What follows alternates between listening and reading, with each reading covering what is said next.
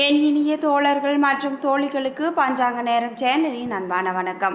நாம் இன்னைக்கு இந்த வீடியோ பதிவின் மூலமாக என்ன தெரிஞ்சுக்க போகிறோம் அப்படின்னா, துலாம் ராசிக்கார நேயர்களுக்கு அடுத்து வரும் 15 நாட்கள் எப்படிப்பட்ட மாற்றம்லாம் நிகழப்போகிறது, அவர்களுடைய குடும்பம், வேலை மற்றும் தொழிலானது எப்படிப்பட்ட மாற்றத்தை எல்லாம் சந்திக்க போகிறது என்று தொடர்ந்து இந்த பதிவின் மூலமாக தெரிஞ்சுக்க போகிறோம். ஸோ இந்த வீடியோ பதிவை நீங்கள் ஸ்கிப் பண்ணாமல் பாருங்கள். மேலும் இந்த வீடியோ பதிவை நீங்கள் லைக் பண்ணுங்கள், ஷேர் பண்ணுங்கள், கமெண்ட் பண்ணுங்கள். மறக்காமல் நம்மளுடைய சேனலை சப்ஸ்கிரைப் பண்ணுங்கள். கூட இருக்க பெல் பட்டனையும் மறக்காமல் கிளிக் பண்ணுங்கள். அப்போ தான் நாங்கள் போடுற ஒவ்வொரு பதிவும் நோட்டிஃபிகேஷன் மூலமாக உடனுக்குடன் உங்களை வந்து சென்றடையுங்க. இப்போ வாங்க வீடியோக்குள்ளே போகலாம். வீடியோக்குள்ளே போகிறதுக்கு முன்னாடி உங்களுக்கு ஆஞ்சநேயரை ரொம்ப பிடிக்கும்னா ஜெய் ஆஞ்சநேயா என்னும் மந்திரத்தை மறக்காமல் 3 முறை எங்களுக்கு கமெண்ட் பண்ணுங்கள். ஸ்ரீ வாராகியம்மன் ஜோதிட நிலையம். ஸ்ரீ வாராகியம்மன் ஜோதிட நிலையத்தில் குடும்பத்தில் நடக்கக்கூடிய அனைத்து விதமான பிரச்சனைகளுக்கும் உடனடி தீர்வு வழங்கப்படுதுங்க. குறிப்பாக இவர்களிடம் மாமியார் மற்றும் மருமகள் பிரச்சனை, செவ்வாய் தோஷத்தினால் பிரச்சனை, பணப்பிரச்சனைகள், மாயமந்திரம், மன அழுத்தம், உறவில் சிக்கல் போன்ற அனைத்து விதமான பிரச்சனைகளுக்கும் உடனடி தீர்வு வழங்கப்படுது. உங்களுக்கும் இது போன்ற பிரச்சனைகள் ஏதாவது இருந்தால் மறக்காம ஸ்கிரீன்ல தெரிகிற வாட்ஸ்அப் நம்பருக்கு தொடர்பு கொண்டு நீங்களும் பயன்பெற்றுக்கோங்க.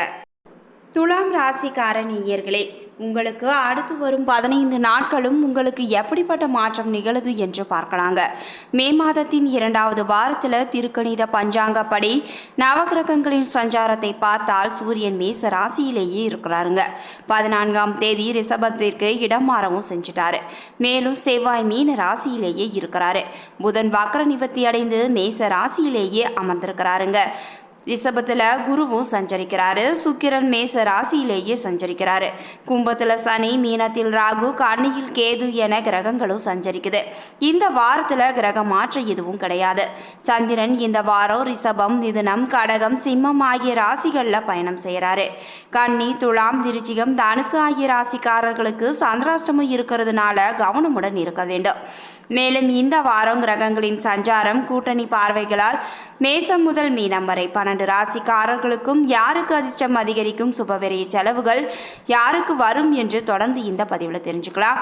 அதில் துலாம் ராசிக்காரர்களுக்கு இந்த பதிவில் எப்படிப்பட்ட மாற்றம்லாம் நிகழப் போகிறது என்று தொடர்ந்து இந்த பதிவில் நாம் தெரிஞ்சுக்கலாம். ஸோ இந்த பதிவை நீங்கள் ஸ்கிப் பண்ணாமல் பாருங்கள். தர்ம அதர்மங்களுக்கு ஏற்ப பலன் தரக்கூடிய சுக்கிரனை அதிபதியாக கொண்டவங்க தான் துலாம் ராசிக்கார நேயர்கள். இவர்களுக்கு சூரியன் 7 மற்றும் 8ஆம் வீட்டில் அமர்ந்திருக்கிறாருங்க. இதனால் இவங்களுக்கு வெளியிடத்தில் உங்களுடைய செல்வாக்கு கொடி கட்டி பறக்க போகுது. ஆனால் வீட்டுக்குள்ளே நீங்கள் வீட்டில் பூச்சி போல தான் இருக்க போகிறீங்க. உங்களுடைய பேச்சுக்கு எந்த மரியாதையும் உங்களுக்கு கிடைக்காதுங்க. அதற்கு தகுந்தாற் போல நடந்து கொள்வீங்க. சந்திர பகவானின் இடப்பெயர்ச்சிகளால் ஏற்றமான பலன்களை நீங்கள் பெற போகிறீங்க. மேலும் வருமானமானது பெருக போகுது. பழைய கடன்களை அடைக்க போகிறீங்க. புதிய முயற்சிகள்லையும் நீங்கள் இறங்குவீங்க. செவ்வாய் 6ஆம் இடத்துல இருப்பதால் சில இளம் தம்பதிகள் புரிந்துணர்வு இல்லாமல் கூட அவர்கள் பிரிந்து செல்வதற்காக கோட்படிக்கட்டை கூட மிதிக்கக்கூடிய நிலை ஏற்படுங்க. உயர்ந்த மனிதர்களின் ஆலோசனையால் மன மாற்றங்களும் உங்களுக்கு ஏற்படலாம்.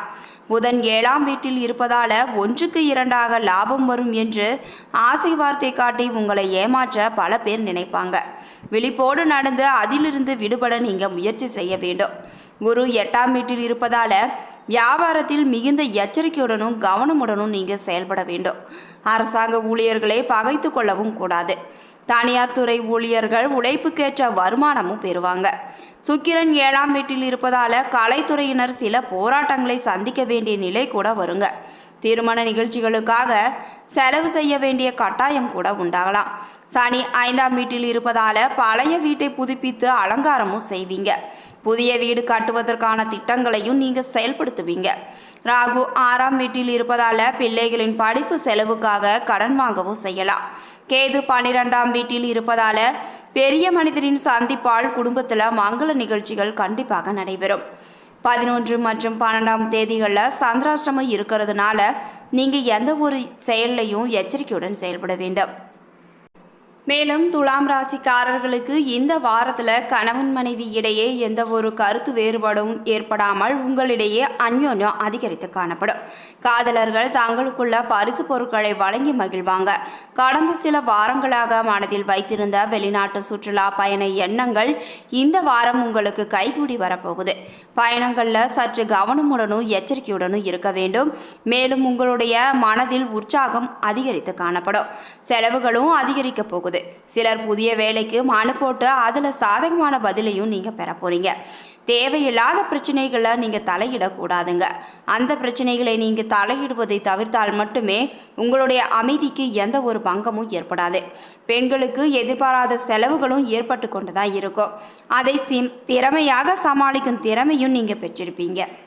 மேலும் துலாம் ராசிக்காரர்களுக்கு வருமானத்தை பொறுத்தவரை உங்களுக்கு திருப்திகரமாகவே இருக்குதுங்க.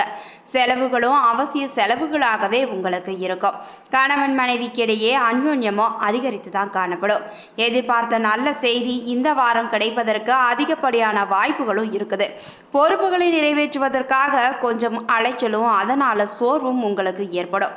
இளைய சகோதர வகையில் சில சங்கடங்கள் ஏற்பட்டு அந்த சங்கடங்கள் பின்பு நீங்கிவிடும். அலுவலகத்தில் சக ஊழியர்கள் உங்களுடைய பணிகளில் உதவி செய்வாங்க. மற்றபடி பதவி உயர்வோ சலுகை உயர்வோ நீங்கள் எதிர்பார்க்க முடியாதுங்க.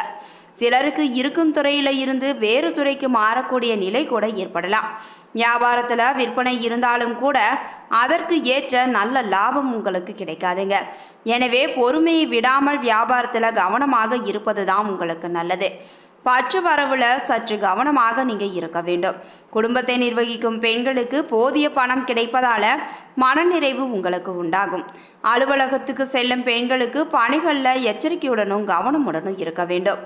மேலும் உங்களுக்கு அதிர்ஷ்டம் தரும் நாட்கள் மே 18. அதிர்ஷ்டம் தரும் எண்கள் 1 மற்றும் 5. நீங்கள் வழிபட வேண்டிய தெய்வம் பெருமாள். தினமும் பரிகாரமாக பூஜை அறையில் தீபம் ஏற்றி கீழ்காணும் பாடலை 3 முறை சொல்லி வந்தாலே உங்களுடைய வாழ்க்கையில் கண்டிப்பாக நிம்மதி கிடைக்குங்க. இறையாய் நிலனாகி எண்டி செய்யும் தானாய் மறையாய் மறைப்பொருளாய் வானாய் பிறை வாய்ந்த வெள்ளத்தருவி விலங்கொளி நீர் வேங்கடத்தான் உள்ளத்தினுள்ளே உளன் என்ற பாடலை தினமும் பூஜை அறையில் 3 முறை சொல்லி வாருங்கள். கண்டிப்பாக உங்களுடைய வாழ்க்கையில் ஏற்படுகின்ற மாற்றத்தை நீங்களே பார்ப்பீங்க. சித்திரை 3 மற்றும் 4ஆம் பாதத்தில் பிறந்தவர்களுக்கு இந்த வாரம் எதிர்பார்த்த தனவரவுகள் எதிர்பார்த்தபடி உங்களுக்கு கிடைக்கும் அமைப்பு இருக்குதுங்க. தொழிலில் புதிய திருப்பங்கள் ஏற்பட்டு அதனால் உங்களுக்கு அதிகப்படியான ஆதாயமும் கிடைக்கும். ருசியான உணவு வகைகளை நீங்கள் ருசித்து மகிழ போகிறீங்க. உங்கள் அயராத உழைப்பால் அதிகாரிகளிடம் நல்ல பெயர் எடுத்து அதுவே உங்களுடைய பணி உயர்வுக்கு பாதையாகவும் அமையும். சிலருக்கு அவர்களின் சுறுசுறுப்பற்ற தன்மையால் காரிய தடைகளும் ஏற்படலாம். புதிய நண்பர்கள் சேர்க்கையால் உற்சாகம் உங்களுக்கு பிறக்கும். சில நேரங்களில் அவர்களின் உதவியும் உங்களுக்கு கை கொடுக்க போகுதுங்க. பக்தி சொற்பொழிவுகளை நீங்கள் கேட்பதன் மூலமாக உங்களுக்கு ஆர்வமும் மகிழ்ச்சியும் ஏற்படும். திடீர் பயணங்கள் மூலம் உங்களுக்கு அதிகப்படியான ஆதாயங்களும் ஏற்படும். பழைய கடன்களை அடைத்து விடுவீங்க. மேலும் சிறப்பான உடை அணிந்து மிடுக்காக உலாவும் வருவீங்க. அடுத்து சுவாதி நட்சத்திரம். இந்த நட்சத்திரத்தில் பிறந்தவர்களுக்கு இந்த வாரத்தில் அன்பு உறவுகள் வருகையால் அகம் மகிழ போகுது. தன வருமானம் அதிகரிப்பதால் அனைத்து காரியங்களும் உங்களுக்கு அனுகூலமாகவே அமையுங்க. சிலருக்கு வீண் பேச்சு, வீண் அலைச்சல் மற்றும் வீண் செலவுகளும் ஏற்படலாம். மிகப்பெரிய சாகசங்களை நீங்கள் புரிய போறீங்க.